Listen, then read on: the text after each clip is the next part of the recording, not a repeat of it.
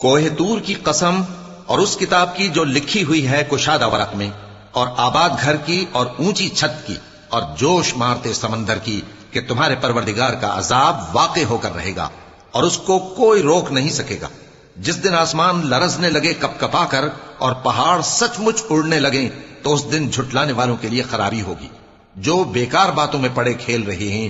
جس دن ان کو آتش جہنم کی طرف دھکیل دھکیل کر لے جائیں گے اور کہا جائے گا یہی وہ جہنم ہے جس کو تم جھوٹ سمجھتے تھے۔ تو کیا یہ جادو ہے یا تم کو نظر ہی نہیں آتا؟ اس میں داخل ہو جاؤ اور صبر کرو یا نہ کرو تمہارے لیے یکساں ہے۔ جو کام تم کیا کرتے تھے یہ انہی کا تم کو بدلہ مل رہا ہے۔